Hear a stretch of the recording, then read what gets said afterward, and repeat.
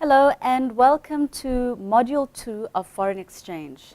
Now we're looking at the second topic, which is what is a forward exchange contract. Okay, so a forward exchange contract is known as an FEC, so that's the abbreviation of it and what people commonly call it. And as the name suggests, it's a forward exchange contract. So it's a contract to exchange currency in the forward market or in the future.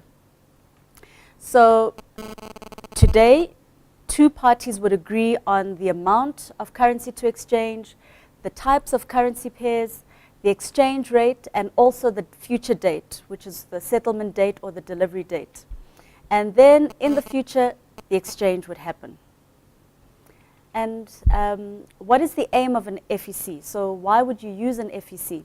So if we look at the dollar-rand exchange rate, if you wanted to buy dollars or sell dollars in the future, you don't know today where the rand will trade in the future, because the rand is a very volatile currency. And even if it wasn't a volatile currency, no one can predict or forecast the future.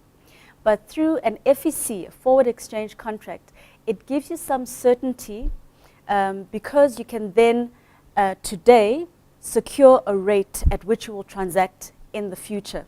So if we look at the slide over here, if you have an FEC contract rate at 11, which means that you'd buy $1 for 11 rands. And we know that the rand can move below 11 or above 11. What does that actually mean if you've got a contract rate at 11?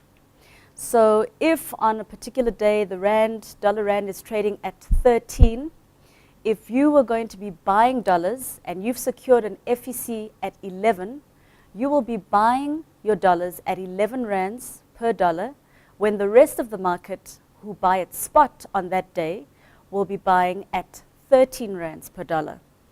And similarly, if the rand had to move in the opposite direction, where it drops to 9, your contract would make you obliged to buy your dollars at 11 rands per dollar, whereas anyone transacting in spot on that day would be buying 2 rands lower at 9 rands.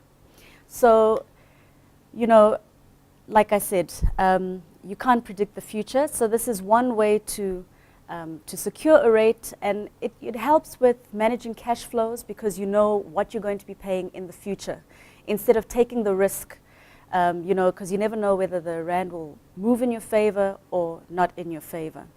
And that's basically the main reason why people would use an FEC contract.